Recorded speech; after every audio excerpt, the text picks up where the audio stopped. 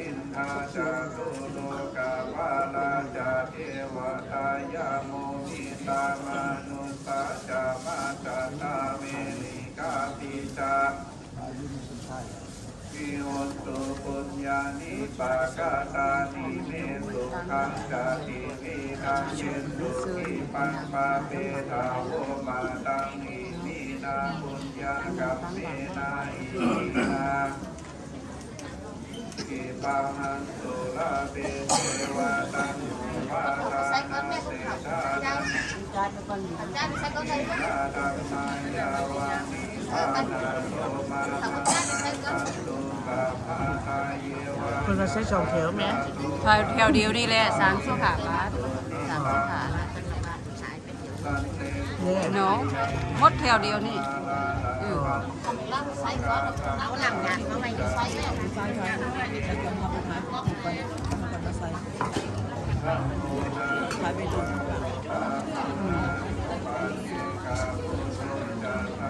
มันใส่มาสิ บุญหนึ่งจังนี้มาเอาไปนะ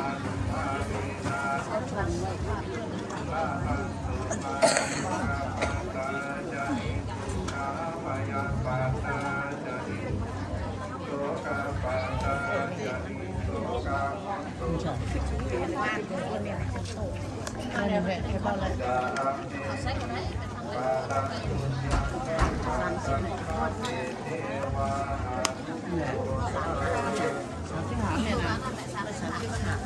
เขาบริณับไปนอก35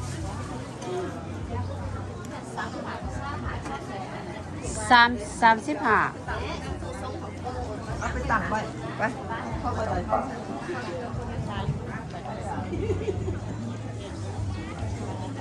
ส่วนสภาพของใจอยู่ด้านในด้านต่อ พี่กำลังเริ่มตักบาตร ไปออกทางหลัง น้องพี่น้องกำลังเริ่มตักบาตร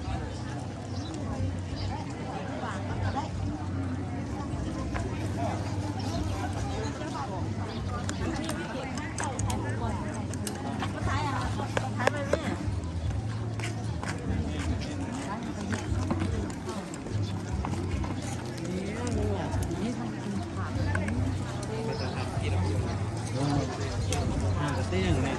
เต้งเลยนี่โอ้ไปฝึกนี่มายังยัดตีอะไรด้วย ก็ต้องเปลี่ยนไง ยาเกิดการเกิดปฏิสิทธิยาเกิดไปโลกาวินาศยาตัวนี้ Laba? Oh, sorry. Balap ti? Balap lap yun. Ayan. Isa, kanan.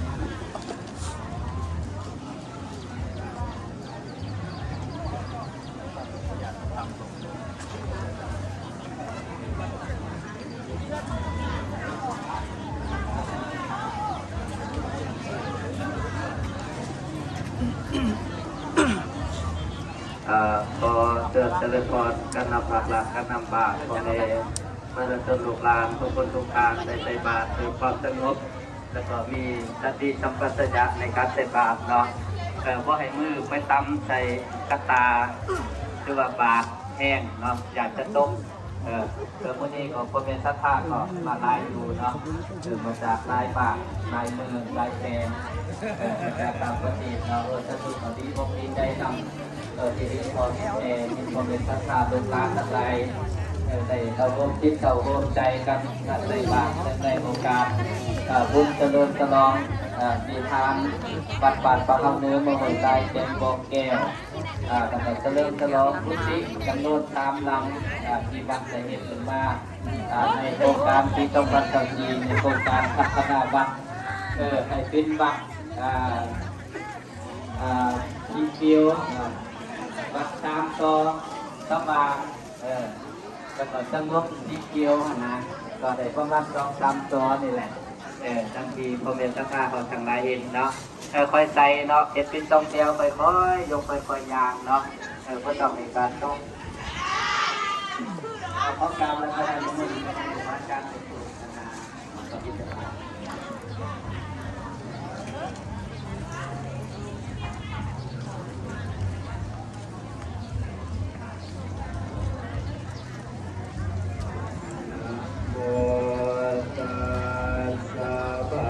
ไปเขาก็ไปเล่นเนาะ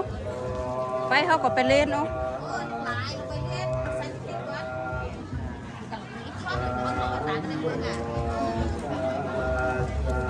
ต้องไปชอบเป็นใคร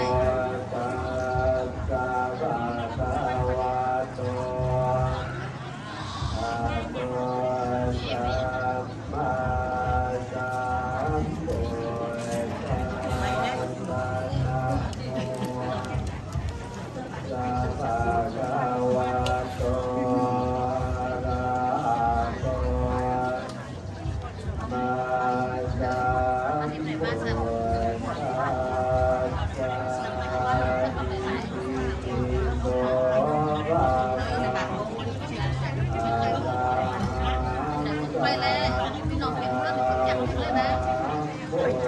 เป็นลูกจากคนทางพี่น้องพี่น้องบ้านเขาอยู่ที่ไหนบ้านมาเสร็จมาจากบ้านเนี่ยน้ำมันไปเงิน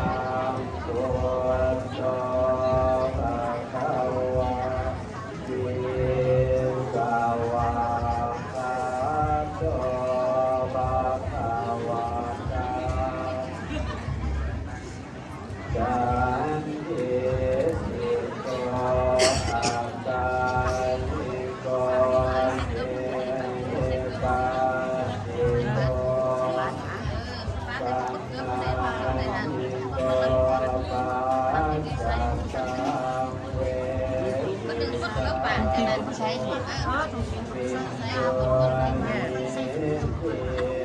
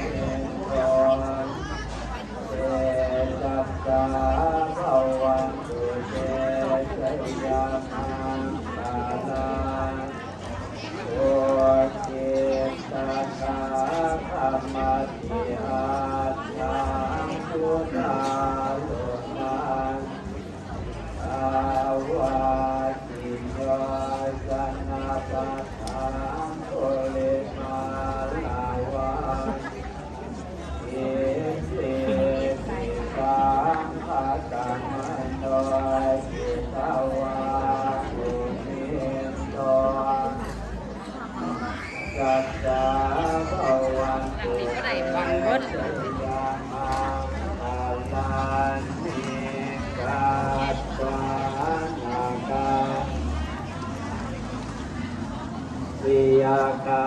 ปินิยานิยาญาสังกายามาเสนันเตนะโสมเวทินาจิตวาตัวตานเจสัสสะ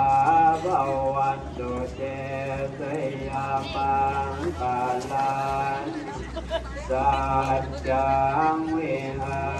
ยามังติสัจจังกวาตะเกตุลาภิโลปิสัมมานังอาทิอันตโมตังปัญญาปัสสาริโตจิตวามุนิโตตันเตสัสสะสยามังคาลานินัสโตปานัญจังปุสังฆังจังมานิติโกเตนะเทระปุสังเกปัญญาตัวเอตัวปะเทสวิจินาจิตวาตัวตานเจสัสสะภวันตุเตสยามังคาลังทุกขาเกเกปุสังเกนะสุทัสสะหัตถังมาเวสุจิสุจิมิจิปกาภิธานานาคาเทนาวิจินาจิตวามุติโนสัจจาภวันตุเตสยามังคาลังนิเกตาปิสยามังคาลาอัตถาคาทานโยวาจโนเจมาตันเทหิตวานาเดกาวิวิธานิจุปัตตวาตังสุขังอาทิขามัยยานังสัพพัญโย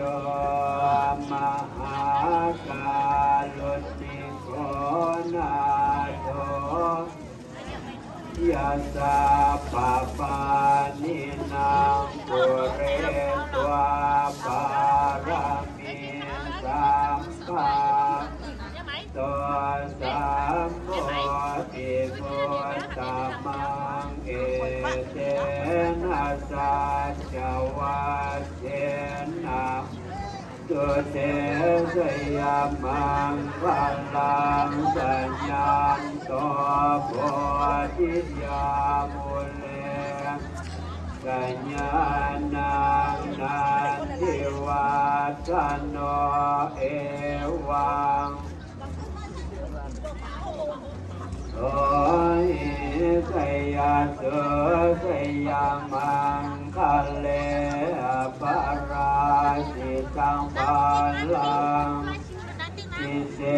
ปัจจาวิโกคะเลอภิเสเกสัพพะทานังอังคัปปัตโตปะโพธันติสุนาสุมังคลังสุปาปัตตังสุติตัง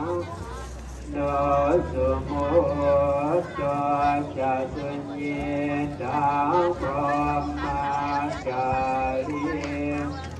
กาตาคินังกัญญากรรมังวาจามังปาตาคินังปาตาคินังโนกรรมังปันนิติเสปาทาสินาปา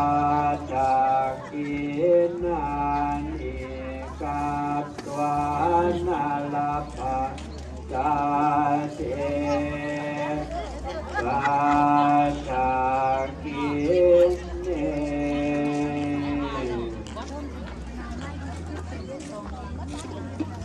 โดยสิบเดียวขอกราบอาราธนานิมนต์พระเดชครูบาอาจารย์ไปพิจารณาอัตหารเต่าวิธีของทับหอกขนาดกราบอาราธนานิมนต์ขนาด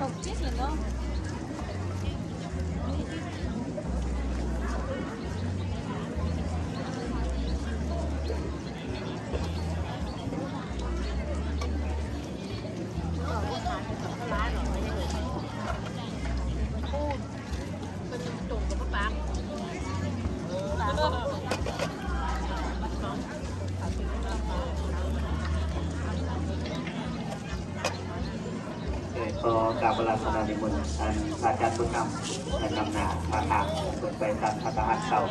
อยู่ที่สลาหักหอกเนาะอยู่สลาหักหอกนี่7ที่นั่งเนาะนิมนต์ไป15ต้นประกอบมาเดินจากขันก่อนก็นิมนต์ตั้งอยู่สลาหักหอกอีกวันหนึ่งมาตรงสมณเณรเขาก็เปิดครูบาอาจารย์เปิดตั้งเขาแล้วก็เข้าประทับเลยเนาะเพราะว่าเราอยากจะมีภารกิจอีกขั้นตอนหนึ่งก็คือการถวายวิหารถวายสังฆทานเครื่องกินของท่านทุกสิ่งทุกอย่างให้เกียรติคนเป็นครูบาอาจารย์ไปกับพุทธศาสนาอนุโมทนานำเด้อความทุกทรงกิจการออกแบบสติแอนจะถูกจำนวน4 ล้านงดงามหลายอนุโมทนานำก่อนต่อไปก็จะถูกเห็นในข้อมีการบัตรโอกาสรายงานในงานการประสานโดยย่อในหนึ่งก็เดินก็ขอน้อมไปคนปฏิรัตนใจอันเป็นทุ่งใจแห่งพระพุทธศาสนาขอน้อมนมัสการพระอาจารย์ใหญ่อาจารย์ธรรมคำเงินคำวงประธานอบต.แกงบัวเกี่ยวที่นับถือขอน้อมนมัสการพระมหาเทรานุเทระพักแห่งพระดงสมณเณรเจ้าทุกตนทุกองค์ขอเจริญพรทานจอมที่รัตนปังประธานสภาแกงบัวแก้วสภาเขตเลือกตั้งที่5ของแกงบัวแก้วที่นับถือขอเจริญพรพระเมธสภาบุตรชนลูกหลานทุกคนทุกทางขออนุญาตรายงานเกี่ยวกับบทสรุปหรือว่าความเป็นไปเป็นมาในการก่อสร้างวิหารของวัดบ้านปะเฮาเนื้อบางเบืองแกงบัวแก้ววัดบ้านปะเฮาเนื้อแกงบัวแก้วสร้างมาตั้งแต่ปี1968แล้วก็โดยเหตุโดยคนผ่านมาอุปสรรคมาหลายสิ่งหลายอย่างจนมาหอดประมาณท้ายปี2019วิหารก็ได้ชำรุดทรุดโทรมตามกาลเวลาทางวัดในบ้านก็ได้ปรึกษาหารือกันในการค้นคว้าว่าจะเฮ็ดจะสร้างจะบูรณะปฏิสังขรณ์แนวใดเนาะประมาณท้าย ไทยเดือน12 ปี 2009ก็ได้สองค้าในตามออกแบบมาออกแบบแล้วก็ได้ผ่านแบบการก่อสร้างในนั้นในวันที่12 เดือน 3 ปี 2022ก็ได้ว่างศิลาจารึกยกเสาเอกเสาโทหรือว่าเสาค้ำเสาโคนขึ้นหลังจากนั้นก็ได้เหตุการณ์ก่อสร้างตามหน้าที่หน้าเบียมาเป็นเวลา1 ปี8 เดือนก็ได้สำเร็จรุ่งในวันที่12 เดือน 12 ปี 2023ในเวลาการก่อสร้างอยู่1 ปี8 เดือนสำหรับงบประมาณที่ได้มาก็เป็นงบประมาณของพ่อแม่ศรัทธาทั้งหมด408 ล้านกว่ากีบค่าใช้จ่ายเฮ็ดวิหารสร้างวิหารนี่781 ล้านกว่ากีบแล้วยอดเงินที่เหลืออยู่627 ล้าน200,000 กว่ากีบอันนี้เป็นยอดเงินที่เหลือ600 ปลายล้านในนั้นทางวัดทางบ้านก็ได้มาปรึกษาหารือคุณค่ากันในการขึ้นแทนว่าแทนพัฒนาวัดในนั้นก็ได้เห็นพุทธิอีกจำนวน4 ลังตลาดหับห้องแขกอีก1 ลังบูรณะพระธาตุอีกสร้างห้องน้ำอีกแล้วก็บูรณะปฏิสังขรณ์ศาสนสถานทุกสิ่งทุกอย่างโดยการออกแบบของทานไม่กองคำดงขจิตทานไสยสอนลักษมีทานจิตรกรวิไลพุ่งทานวรรณศิลป์ภูมิไสที่ได้เป็นผู้โดยในการออกแบบในการก่อสร้างเนาะอันนี้ก็เป็นบทรายงานย่อๆรายงานแบบธรรมศาสตร์เนาะแต่ขอให้พ่อแม่ประชาชนรับรู้รับทราบไว้ว่าสาธุวัดบาทพระเฮาเนื้อแล้วก็การจัดตั้งบ้านเปิดระดมคนไปนำพ่อแม่ศรัทธาทั้งหลายทำภายในและต่างประเทศได้2 กว่ากีบมาสร้างวิหารวัดกว่าหรือว่าวัด1,700 ล้านกว่ากีบในนั้นก็โดยการประกอบโจรระดมคนไปพร้อมมีออกกันแก้วชัยวงศ์พร้อมโดยครอบครัวที่คนใดระดมคนไปนำพรนำเนนำญาติพี่น้องลุงๆหลานๆลุงเพลินมาประกอบโจรได้36,100 ดอลลาร์เนาะแล้วก็มีพอไม่ทีปัญญาตรงปัญญาเกิดคนใดประกอบโจรเห็ดปลาเห็ดเป็นอย่างต่างๆพุกกะโลให้ก่อนตกมูลค่าอยู่ 3,500 ดอลลาร์เนาะอันนี้ก็สาธุตามหน้าเจ้าอธิการวัดแล้วก็ตั้งหน้าการจัดตั้งบ้านประจุสมณีพ่อแม่ประชาชนภายในบ้านก็ขอขอบใจพ่อแม่ครูบาอาจารย์ประจุสมณีทั้งหลายที่ได้เมตตาประพิสิทธิมงคลและคอยเบียกหลายด้านขอขอบใจการนำภาครัฐที่ได้เอาใจใส่บนแยงอำเภอความสะดวกหลายด้านหลายทางขอขอบใจการนำบาตรทุกท่านที่ได้ร่วมแรงร่วมใจร่วมไม้ร่วมมือเอาใจใส่บนแยงอำนวยความสะดวกในการก่อสร้างหลายสิ่งหลายอย่างจนสำเร็จไปด้วยดีขออนุโมทนาขอบใจพอทิ้งคุณวิไลตานเมหงตาวิไลตานผู้ประกอบการหงซอยหรือว่าไม่สำเร็จเล็ดภูมิที่ได้ประกอบโจรไม่เพดานเห็ดโต๊ะเห็ดต่างบานประตูหินคบเป็นมูลค่า400,000 กว่ากีบขออนุโมทนาขอจอมตีในแสนคำรัตนปันพร้อมโดยครอบครัวลูกหลานญาติพี่น้องที่ได้ถวายพุทธิจำนวน1 ลังลงบินมูลค่าก็100 กว่าล้านเนาะ120 กว่าล้านขออนุโมทนานำพอบุญเพ่งปนานเพ่งสมพรพร้อมโดยลงล้านมาเดUSA ที่ได้ถวายสร้างพุทธิจำนวน1 ลังลงบินมูลค่า120 ปลายล้านกีบเนาะขอขอบขอบใจโมทนานำขอท่านสุสินเมแก้วขอทิพย์เกิดเมตตาพรวงศธรโพธิสามขอบคุณวงศธรและก็ขอบคุณโพธิสามที่ได้โดยบนแยกพระอาจารย์ไปเนื้อไปใส่ไปไก่ไปไกลสื่อเสริมสื่อคล้องสื่อวัตถุสิ่งก่อสร้างสื่อเครื่องว่าเกียรติงานทุกสิ่งทุกอย่างเป็นเวลาหลายปีเนาะขออนุโมทนาบริษัทอัตตงปอกอัตตงมีออกที่อัมไพมียาเกต บริษัทโตโยต้าที่ได้ถวายดินดีสร้างวิหารจนสำเร็จอันนี้ก็เพื่อได้มาโปรโมทนาว่าจะดูจะสร้างวิหารขน่อยขอเป็นเจ้าชะตาดินดีจุนแนวญาติตามยอมือเนาะอันนี้เพิ่นก็มาโปรโมทนามาแจ้งไว้โดยเฉพาะเปิดเฮ็ดใจจนสำเร็จที่แท้เนาะขอบคุณขอบใจพ่อตู่คำน้อยมณีไซพร้อมโดยลูกพ่อออกยอดไม่ออกหุบคำมณีไซพร้อมโดยลูกๆหลานๆที่ได้ปิ้นพระธาตุจอฟ้าจำนวน7 จอแล้วก็พระธาตุจงประตูโลกปิ้นมูลค่า$7,500ขอบคุณขอบใจพ่อออกภูเขาวิไลแดนพร้อมโดยครอบครัวลูกหลานที่ได้ถวายได้จดที่ใต้เนาะมาเฮ็ดก่อสร้างจำนวน100 เมตรก่อนขออนุโมทนาขอบใจบริษัทเมืองไทยดินก่อสร้างที่หัตถการเนาะที่โดยปรับพังโดยแห่โดยใต้อำนวยความสะดวกในการเอาแห่เอาใส่มาก่อสร้างโดยปิ้นมูลค่าที่ก่อหลาย10 ล้านแต่ว่ามีหลายรายการเปิดโฆษณาปิ้นเงินมา5 ล้านกีบแต่17,000 บาทขออนุโมทนานำขอยกในคำเตือนในยกดีชัยวงศ์ก็เป็นลูกๆหลานๆที่ได้ประกอบตนโดยเดิมสตุโลกต่างวัดมาลงบินมูลค่า$7,500ขออนุโมทนานำบ่ออกต้นใต้ไม่ออกต้องปูนกันสนิทที่ได้ช่วยปรับทังปรับเดินวัดแล้วก็โมทนาปัจจัยจำนวน10 ล้านกีบขออนุโมทนานำบ่ออกไม่แดงพิศวัตรเจ้าของตลาดที่ตอนนี้ก็เคยญาติพี่น้องได้ปิดเจ้าสภาต้นเสาจำนวน2-3 ต้นเนาะอนุโมทนานำผู้ออกอาจารย์เดชไม่ออกกันหอมแจ้งคำโพนพร้อมโดยลูกเต่าขานคอฟฟี่หันเอกสารบัตรประเฮาเนื้อตอนหน้าตลาดที่ตอนนี้เนาะอันนี้เป็นกระโดยถ้าถูกปิดเตอร์ปิดกระดาษปิดนำเบิกปิดซองข่าวปิดสละปฏิเกี่ยวกับเวียกใจเสียใจในห้องการเนาะอนุโมทนานำโกโลเงินไปลงโปแก้วที่วิไล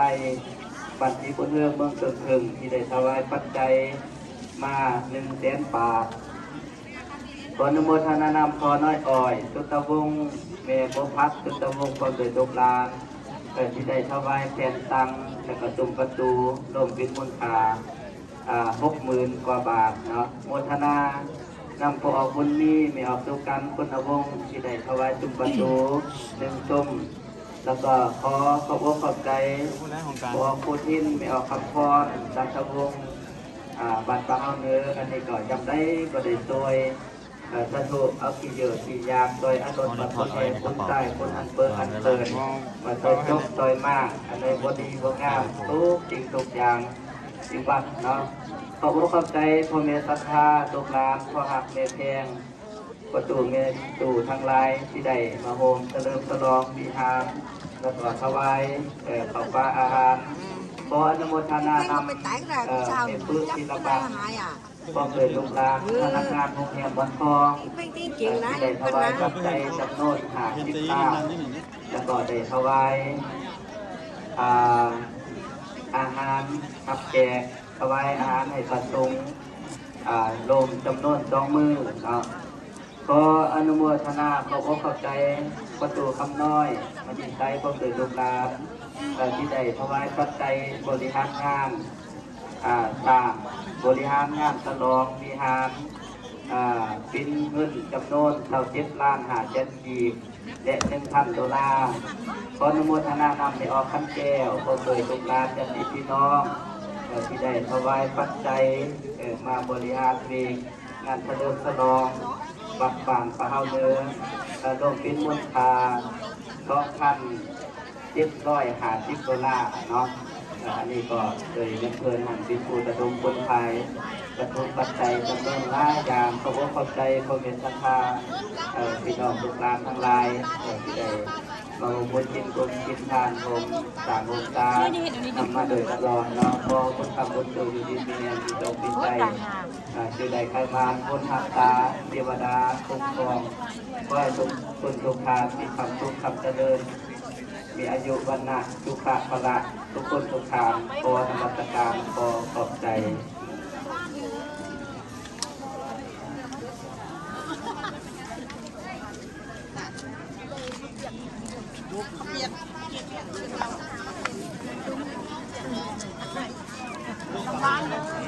ซับพออยู่รูป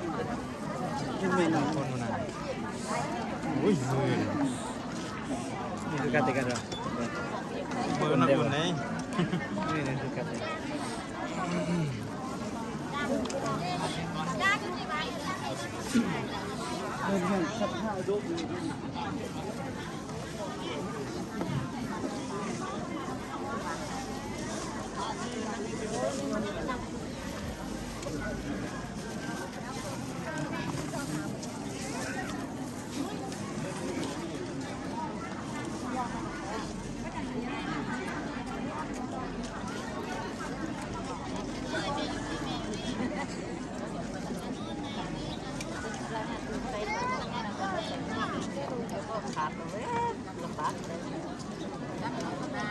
โอ้เรือลายจ้ะโหใส่ไปเดี๋ยว บาทเป็นคนเดียวเธอเนาะช่วยกันได้อยู่เนาะยังไว้จะยังก็ได้เนาะเดี๋ยวเจ้าก็ให้คอย ลายคนกูก็ลืม เดี๋ยวจังไรว่าเอ้าสัตุมือหนึ่งบอกไปมือหนึ่งบอกตาเดี๋ยวการไม่ได้กินข้าวเนาะกินวงตัวเมย์กินน้องจะพาลูกหลานสำหรับปักเด็กข้าวซอยปลาปุ่นน้ำหวานอาหารการกินทุกสิ่งทุกอย่างเอาขึ้นโต๊ะในใดก็ขึ้นเนาะก็ขอความรู้ไม่หกมือนำตัวเมย์ทั้งข้าลูกหลานเฮาทั้งหลายในการทำประทานอาหารนี่ก็จะบ่ได้สมบูรณ์เนาะไปท่านกินอยู่ไหนก็กินอาหารทำประทานอาหารก็เนาะเพราะว่าสถานที่ก็ขับแคบบ้านเพิ่นแบกดินให้สถูเจตนี้เนาะสถูก็สร้างได้เจตนี้ได้ผู้ใดเนาะเดินอยู่ข้างวัดอิสระเอิ้นสิเดือนให้สถูก่อนเนาะสถูจะปั้นพอดยาวๆให้ปั้นพอดใจให้ประมาณชั่วโมงปลายนั่นแหละอยากได้ดินบัตรอีกประมาณจัก2 ไร่นี่ก็มันสิสบายเนาะดินบัตรเอามี2 ไร่ปลายเนาะ2 ไร่ปลายน้อยเดียวก็ทำวัดก็สู้ความพยายามในการจัดสรรปันโจรในการสร้างพุทธิวิหารบางสิ่งบางอย่างก็บ่สามารถเฮ็ดได้แต่หลายสิ่งหลายอย่างก็สามารถเฮ็ดได้ดังมีผู้เป็นศรัทธามวลชนทั้งหลายเฮาคิดแล้วก็ภูมิผ่านมาหั่นเนาะมื้อหน้ามื้อใหม่วัดใดบ้านใดมีเงินไทยที่จะได้เฮ็ดวัดสร้างว่าในก็ขอฝากครับการนำทางลัดพ่อแม่ประชาชนการนำกันบาให้เบิ่งจัดสรรปันโจรยับได้ใจโดยเบิ่งช่วยกันเนาะในการสร้างทางวัดวาอาหารเป็นวัดดินว่าเป็นต้นว่าคือวัดทับค่ำในก็ทำมากก็ได้เฮ็ดทอดบาชื่อดินถวายวัดพระเฮาใต้ก็คือกันเนาะจะเฮ็ดทอดบาสามัคคีชื่อดินถวายวัดได้จำนวนลายตามเม็ดในนั้นก็เพิ่นก็จะได้มีแผนการมีโครงการสร้างพระธาตุเนาะยุคนี้สมัยนี้ตั้งแต่ปี2009มานี่ก็เห็นรายวัดต่างๆพัฒนาเพราะว่าเฮาจะมารอท่าจะมาใส่แต่บุญญาบารมีของพ่อแม่ครูบาอาจารย์เพิ่นเฮ็ดเพิ่นสร้างไว้ก็เป็นไปบ่ได้ยุคไทยสมัยมั่นเนาะต้องได้เฮ็ดได้สร้างถ้าเฮาบ่เฮ็ดบ่สร้างก็บ่ได้เฮ็ดบ่ได้แสดงออกบ่ได้รับผิดชอบในความรู้ความสามารถเนาะแล้วก็เฮาก็บ่ได้บุญอีกไหนแม่นยังก็พ่อแม่เฮ็ดไปเบิดแล้วบ่ได้เฮ็ดหยังจักอย่างนี่บ่ได้บุญไหนเดี๋ยวบุญตกหล่นหมดเนาะมื้อนึงเบิดอายุบ่มีบุญชาติหน้ามาก็บ่มีบุญหลายเนาะพ่อแม่พระธาเฮาทั้งหลายได้ไปได้มาไปเนื้อไปใต้ไปไกลไปไกลไปทางเบื้องต้นถึงไปไหวพระเจ้าใจลุงลงก็ไปไหวพระธาตุลุงพระธาตุพระเจ้าแก้วพวกแก้วเดี๋ยวนี้เพิ่นก็กำลังต่างวิหารลังใหญ่ๆวิหารเฮานี่เอาเข้าในต้องลังก็ได้ก็แหละผู้ใดได้กายไปกายมาก็ไปแวะไปเวียนไปเยี่ยมยามทำข่าวไปพบไปโม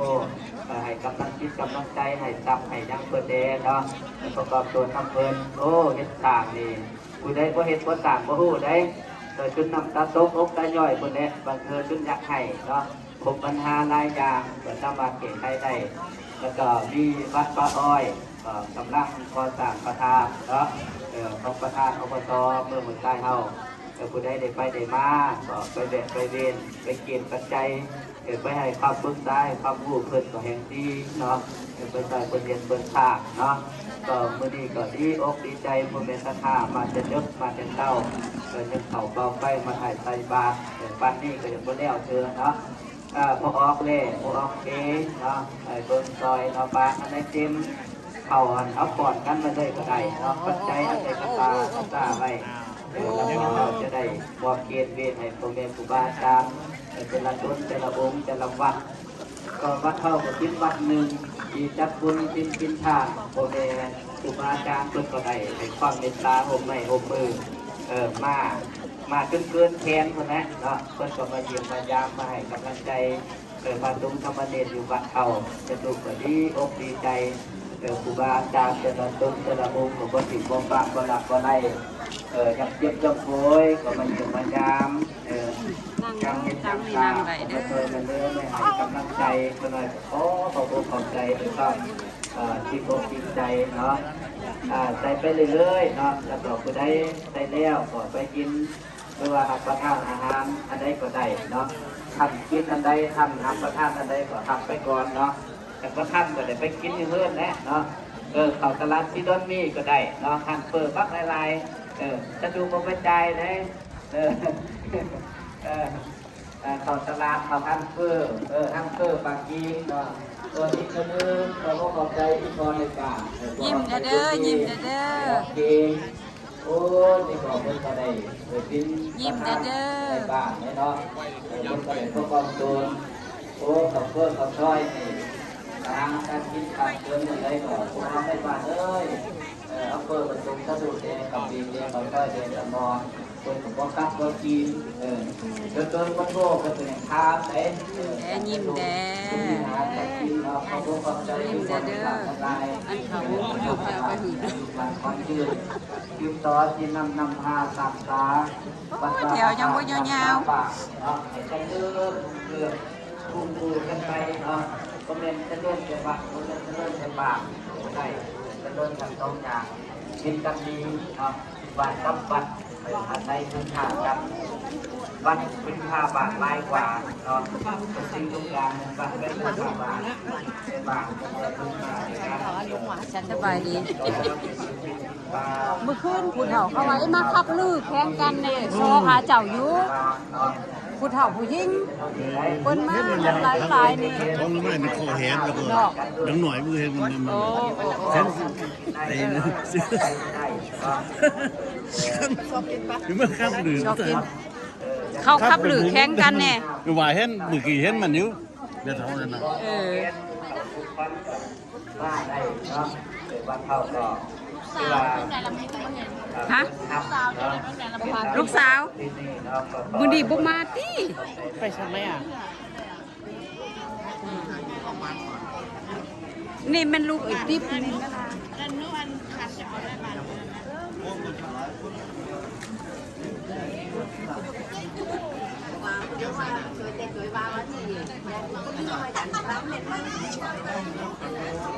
ลูกเขาไม่เอาว่ะเป็นนูนแบนเห็นหลายหลายชุดที่หลายเห็นหลายชุดที่หล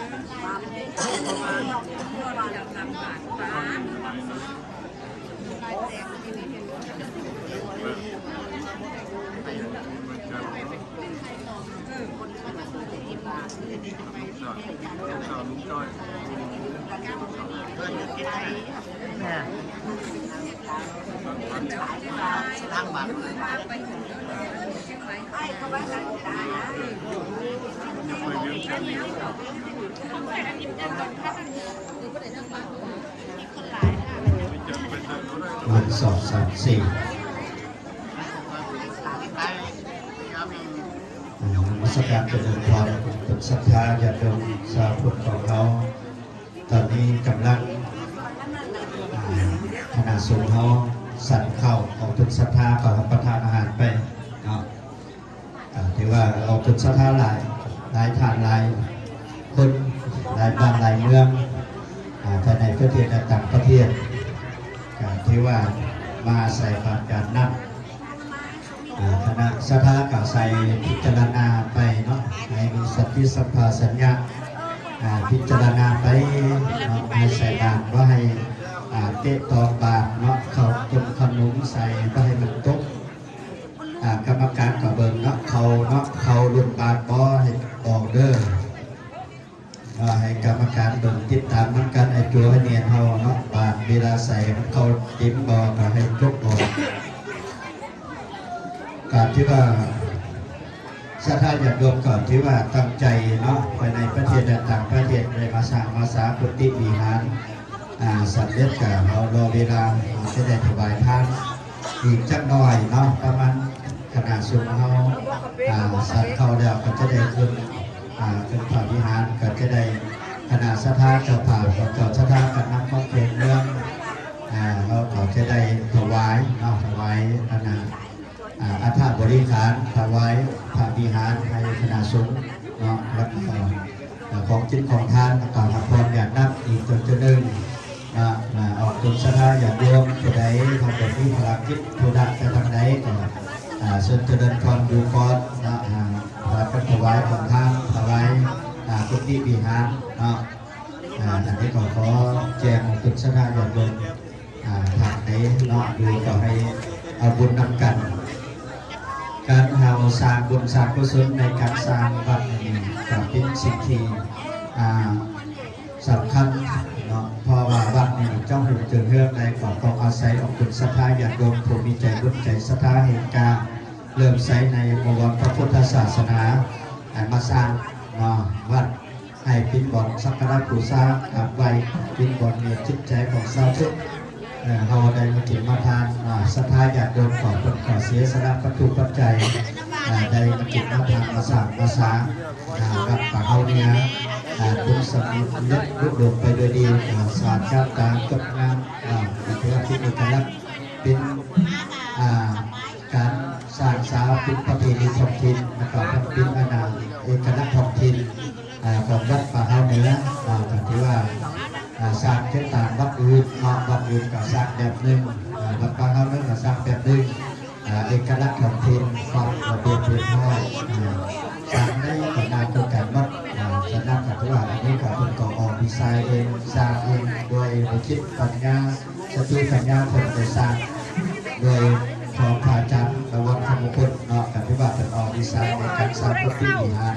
กับที่ว่าสมเด็จลูกหลวงพอดีๆกับจบงามกับโดยที่ของแม่ครูอาจารย์ครูอาจารย์แต่ละองค์จะได้มาถึงมาทานเนาะจากนั้นก็มีการนั่งคงเพลงการนั่งของเรื่องต่อตำนานกับจัดตั้งแผนการ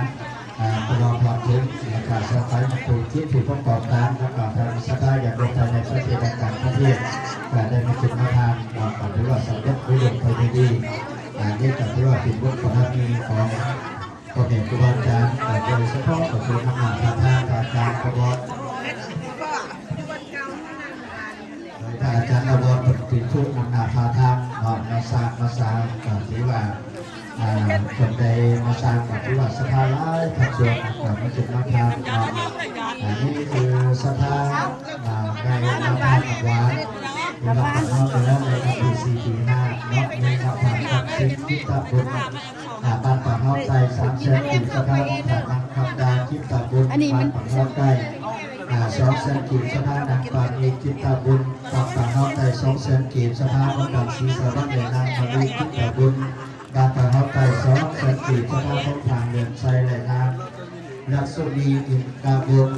บ้านคนเจียว3แสนกิจสถาของดังจิงเทศและนามเจียนหอนทำมงคลบ้านป่าเฮาใจ3แสนกิจสถาของดังสินข้ามจันทร์แสวง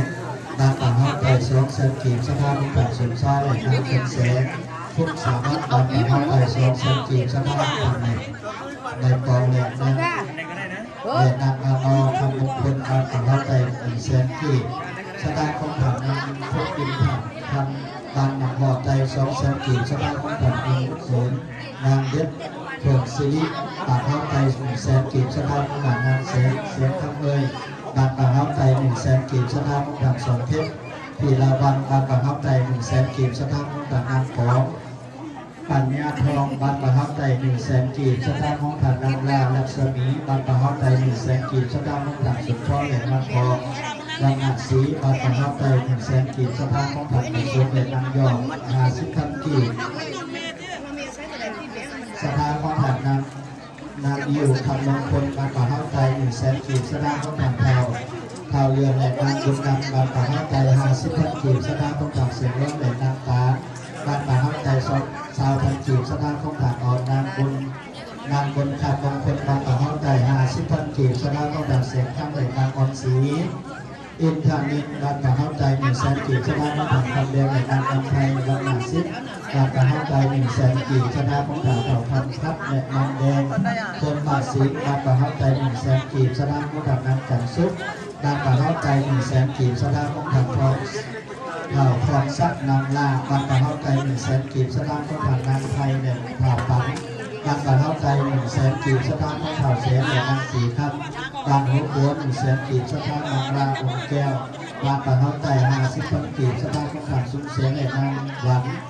บนน้ำสูงวัดป่าเขาใจ500,000 กีบสดาของขามคำเกียวและนางนวลบานหัวหัว100,000 กีบสดาของข่าวเดินเกียร์และนางอ่อนนาบานหัวหัว50,000 กีบสดาของผัดวงสว่างและนางเนียบสวรรค์ศรีวิไลบานอุไซไทย280,000 กีบสดานางแดงเพชรอินทาบ้านหนองเงิน100,000 กีบสถาใบรถและนางขาวันคำมงคล200,000 กีบสถาของทางโบไหลบ้านหัว50,000 กีบและสถาของทางเท่าเรือและนางเท่าเรือและนางเรือนางหัว200,000 กีบสถาของเท่าเพชรและนางเสงล่า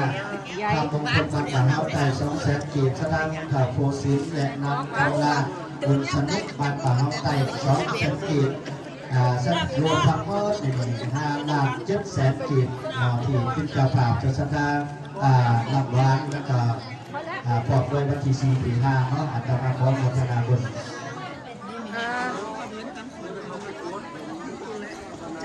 ปันอันนี้แรกถวยข่อย นี่แม่นะกะไปหูเนาะแม่เราสันแค่ดีดับต้นแค่ปวดหัว ข่าวสมคิดนำใส่บาโกเตียวโมทนา200,000 กีบขอโมทนาบุญเนาะอันนี้ก่อนที่ว่าขอบ